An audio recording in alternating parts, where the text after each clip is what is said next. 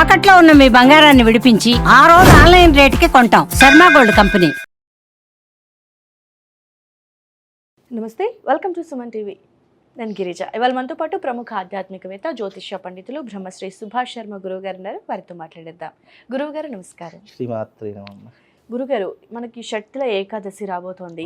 మరి ఈ షట్తిల ఏకాదశి యొక్క ప్రత్యేకత ఏంటి, ఆ రోజు చేసుకోవాల్సిన పూజా విధానం, అలాగే పాటించుకోవాల్సినటువంటి పరిహారాల గురించి తెలియజేస్తారా గురువుగారు? ప్రేక్షకులందరికీ శ్రీమాత్రే నమః. శ్రీ గురుభ్యో నమః. నమో దేవ్యై మహాదేవ్యై శివాయై సతతం నమః. నమ ప్రకృత్యై భద్రాయై నిహతాం ప్రణతాస్మిత. షట్తిల ఏకాదశి, దీన్ని షట్టిల ఏకాదశి అని అంటూ ఉంటారు. ఇది శనివారం రోజున రావడం జరిగింది. అయితే ఏకాదశికి పరమ ప్రాముఖ్యత ప్రతి ఒక్క మాసంలో మనం సంతరించుకునే ఉంటుంది. ఏకాదశికి ముఖ్యంగా ఉపవాస దీక్ష చేయడము, దాన ధర్మాలు ఆచరించడము, వైష్ణవ దేవాలయాలకు ఎక్కువగా సందర్శించుకోవడము, ఇంట్లో ఉన్నటువంటి వారందరూ కూడా ఈ యొక్క విష్ణుమూర్తిని ఆరాధించడం. ఏకాదశి అంటేనే విష్ణుమూర్తికి చాలా పరమ పవిత్రమైన రోజుగా భావన చేసుకుంటూ ఉంటాము. ఈ షట్తిల ఏకాదశి రోజున ముఖ్యంగా ఆచరించవలసింది ఏంటంటే దానము, ధర్మము. షట్తిల ఏకాదశి అంటే తిలలతో సంబంధించినటువంటి 6 రకాలైనటువంటి పదార్థాలు ఉంటాయి. అవి ఏవైనా సరే మీరే దాన్ని ఎంచుకొని ఆ 6 రకాల అంటే తిలలతో సంబంధించినటువంటి వాటిని మనం దానం చేయడం ద్వారా మనకున్నటువంటి శనిగ్రహ ప్రభావాల దోషాలు తొలగిపోతాయని శాస్త్ర ప్రతీక. సంక్రాంతి అయిన తర్వాత వచ్చేటటువంటి ఏకాదశి షట్తిల ఏకాదశి. అందుకే సంక్రాంతి రోజున మనం నువ్వులను ఎక్కువగా దానం చేస్తూ ఉంటాము. అలాగే నువ్వులను ఎక్కువగా మనం తింటూ ఉంటాము. నువ్వులతో చేసినటువంటి పిండి పదార్థాలు ఎక్కువగా తీసుకుంటూ ఉంటాము. అంటే ఈ యొక్క పదార్థాలు తీసుకోవడంతో పాటు దానాన్ని గనక మనం ఆచరించినట్టయితే శనిగ్రహ దోషాలు తొలగిపోతాయి. ముఖ్యంగా ఇప్పుడున్నటువంటి ప్రస్తుత కాలంలో షట్తిల ఏకాదశి రోజున నువ్వులు దానం చేసుకోవచ్చు, నువ్వుల నూనె దానం చేసుకోవచ్చు, ఉప్పుని అంటే లవణాన్ని కూడా దానం చేసుకోవచ్చు. లవణం దానం చేయడం వల్ల ఆరోగ్య ప్రాప్తి కలుగుతుంది. దీనికి శాస్త్రంలో కూడా ప్రామాణికము అనేటటువంటిది ఉంటుంది. అలాగే నువ్వులతో చేసినటువంటి లడ్డూలు ఉంటాయి, అవి దానం చేసుకోవచ్చు. అలాగే నువ్వులతో సంబంధించినటువంటి ఏ పదార్థాన్నైనా కూడా మనం దానం చేయడం వల్ల షట్తిల అంటే 6 రకాలైనటువంటి తిలలు దానం చేయడం వల్ల మనకున్నటువంటి అరిష్టములు తొలగిపోతాయి, మనకున్నటువంటి పాపభీతి తొలగిపోతుంది, మనకున్నటువంటి ఏలినాటి శని ప్రభావం తొలగిపోతుంది అనేటటువంటి ఉద్దేశంతో ఈ షట్తిల ఏకాదశి అనేటటువంటిది చేస్తూ ఉంటారు. కాబట్టి ఈ శనివారం రోజున వస్తుంది కాబట్టి ఏలినాటి శని ప్రభావం ఉన్నటువంటి వాళ్ళు, ముఖ్యంగా అష్టమ శని, సప్తమ శని, ఏలినాటి శని ఉన్నటువంటి వారు ఎవరైతే ఉన్నారో, ఏ రాశుల వారు ఉన్నారు అంటే కర్కాటక రాశి వారు ఉన్నారు, సింహరాశి వారు ఉన్నారు, అలాగే అర్ధాష్టమ శని వృశ్చిక రాశి వారు ఉన్నారు, అలాగే మకర, కుంభ, మీన ఈ 3 రాసుల వారు ఉన్నారు. కనుక ఈ రాసుల వారు తప్పకుండా ఈ షట్తిల ఏకాదశి రోజున శనీశ్వరుని యొక్క ఆలయానికి కానీ లేదా నవగ్రహాలకు సంబంధించిన వాటిలో శనీశ్వరుడు ఉంటాడు కాబట్టి శనీశ్వరుడు ఉంటాడు కాబట్టి ఆ శనికి సంబంధించినటువంటి క్రతువులు ఆరాధించుకోవడం. తప్పకుండా శనికి సంబంధించినటువంటి నల్ల క్లాత్ ఉంటుంది కదా, ఆ నల్ల క్లాత్ని వత్తిలాగా చేసేసి నువ్వుల నూనె వేసి ఒక మట్టి ప్రమిదలో ఆ యొక్క క్లాత్ వేసేసి ఒక వత్తిలాగా దాన్ని దీపారాధన చేసుకోవాలి. అలాగే శనీశ్వరుడికి నువ్వుల లడ్డూలు అంటే బెల్లము నువ్వులు కలిపినటువంటి లడ్డూలు అంటే శనీశ్వరుడికి చాలా ప్రీతి. ఆ నువ్వులు బెల్లం కలిపినటువంటి లడ్డూలను నైవేద్యంగా పెట్టాలి. అలాగే శనికి సంబంధించినటువంటి తైలాభిషేకం చేయడం చాలా విశేషము. ఈ రకమైనటువంటి పద్ధతులను ఆచరణ చేసుకోవాలి.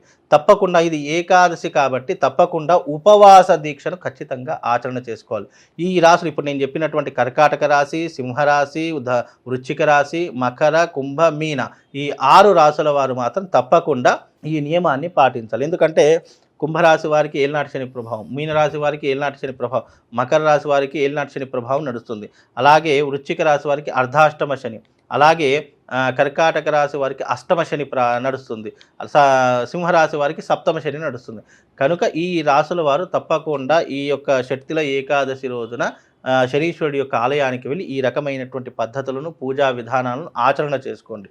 వీలైతే కరంగళి మాల అనేటటువంటి దొరుకుతుంది. ఏలినాటి శని ప్రభావం ఉన్నటువంటి వాళ్ళు తమ మెడలో కరంగళి మాలను ధరించుకోండి. ప్రత్యేకంగా పూజించి అది ఒరిజినల్లా తీసుకొని తప్పకుండా దాన్ని పూజించి వేసుకోవడం ద్వారా ఏలినాటి శని ప్రభావం అనేటటువంటిది కొంతవరకు తగ్గుముఖం పట్టేటటువంటి అవకాశం, దాని నుంచి వచ్చేటటువంటి వ్యతిరేకతలు ఏవైతే ఉన్నాయో, నెగిటివ్ ఇంపాక్ట్ ఏవైతే ఉన్నాయో అవి కొంతవరకు అధిగమించేటటువంటి అవకాశము ఈ షట్తిల ఏకాదశి రోజున కలుగుతుంది. అయితే గురుగారు మనకి శనివారం రోజున వచ్చింది. మామూలుగా శని అంటే మనం శనివారం రోజున శనీశ్వరుణ్ణి కొలుస్తూ ఉంటాము, అందులో ఏకాదశి. సో మనకి ఇటు శనీశ్వరుని కొలిచాక వెంటనే శివయ్య దర్శనం కూడా జరుపుకుంటాం కదా. సో మరి అంటే ఇటు శనేశ్వరుడు అటు శివయ్య, సో ఆరాధన ఎలా చేయాలి శివయ్య ఆరాధన? ఇక్కడ మనకు తప్పకుండా తెలుసుకోవాల్సింది ఏంటంటే శివుణ్ణి ఆరాధించినటువంటి వారికి శని ఏమీ చేయలేడు. అందుకే మన జీవితంలో మనిషి కర్తవ్యం ఎలా ఉంటుందంటే శివారాధన నిత్యం చేసేటటువంటి వాడికి గ్రహాలు కూడా ఏమీ చేయలేవు అని చెప్పడం జరిగింది. అందుకే ప్రతి ఒక్కరూ కూడా శివారాధన చేసుకోవడం ద్వారా మనిషి జీవితంలో ఎంత దారిద్ర్యం ఉన్నా ఎంత కష్టం ఉన్నా వాటన్నిటినీ కూడా తొలగించడానికి పరమశివుడు ప్రత్యేకంగా మన మీద కనికరం చూయిస్తాడు అని శాస్త్ర ప్రతీక. కాబట్టి భోలా శంకరుడు భక్తవ శంకరుడు, ఆయనకు పెద్ద అంగులు ఆర్భాటాలు ఏమీ అవసరం లేదు. చెంబెడు నీళ్లు పోసిన పరమశివ అంటే చాలు అతడు మన వైపు చూసి మన కష్టాలన్నింటినీ కూడా గట్టెక్కించి దూరం చేసేటటువంటి వాడు పరమశివుడు.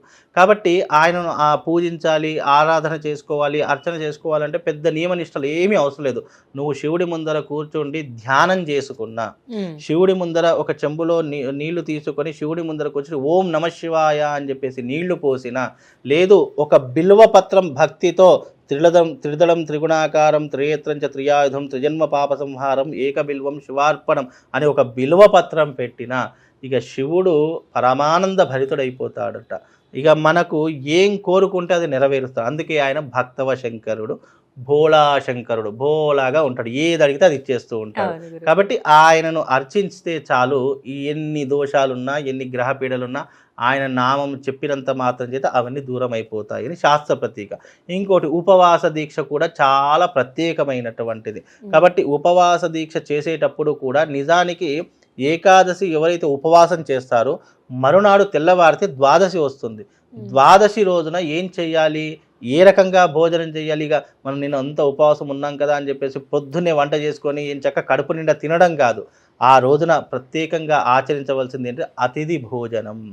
ఆ రోజున మనం ఉపవాసం ఉన్నటువంటి తెల్లవారి ద్వాదశి రోజున ఎవరికైనా అతిథిని పిలిచి అతనికి మనం చేసినటువంటి పదార్థాలు ముందుగా అతనికి పెట్టి తృప్తిగా భోజనం చేసిన తర్వాత మనం భోజనం చేయడము చాలా పుణ్యాన్ని కలిగిస్తుందమ్మా. అంతా ఇంత కాదు, అనంత కోటి పుణ్య ఫలాలను కలిగించేటటువంటిది ఈ దీక్ష. ఇది చాలా మట్టుకు తెలియదు. ఏకాదశి అంటే మామూలుగా ఉపవాసం ఉంటాం, ఇక తెల్లవారితే మళ్ళీ తింటామనేది. ఎవరైతే ఏకాదశి ఉపవాసం ఉంటారో ప్రతి నెల కావచ్చు, ఎవరైతే ఏకాదశి ఉపవాసం వాళ్ళు అతిథి భోజనం పెట్టిన తర్వాత సంతృప్తిగా భోజనం చేసిన తర్వాత ఆ తర్వాత మనం భుజిస్తే మనము జన్మాంతరాల పాపాలు తొలగిపోతాయి, అనేక రకాల రోగాలు నయమైపోతాయి. మన ఇంట్లో ఎప్పుడూ కూడా సిరి సంపదలు అనేటటువంటి కొలువు. అంత విశేషమైనటువంటిది ఈ యొక్క షట్టిల ఏకాదశి. ఈ రకమైనటువంటి పదార్థాలను దానం చేయండి, ఈ రకంగా ఉపవాసం ఉండండి, తప్పకుండా వాళ్ళ జీవితంలో మార్పులు వస్తాయి. శివారాధన చేసుకోండి. ఇక దానికంటే ఇక చెప్పినంత మనం ఎంత చెప్తే అంత ఎక్కువ చెప్పినట్టుగా అనిపిస్తుంది. వాళ్ళు అనుభూతి పొందాలి. శివుణ్ణి ఆరాధన చేసుకుంటే ఏ గ్రహం ఏమీ చేయలేదు, ఎలాంటి నెగిటివ్ ఎనర్జీ అతని దగ్గరికి రాదు. అంత విశేషమైనటువంటిది ఏ షట్టిల ఏకాదశి. ఈ రకంగా వినియోగించుకుంటే శుభం జరుగుతుందండి. ఓకే గురుగారు, సో చేయాల్సిన దాన ధర్మాల గురించి, పూజా విధానం, ఉపవాసం గురించి కూడా వీక్షకుల కోసం చాలా చక్కగా తెలియజేశారు గురువుగారు. ధన్యవాదాలు. శ్రీమాత్రే.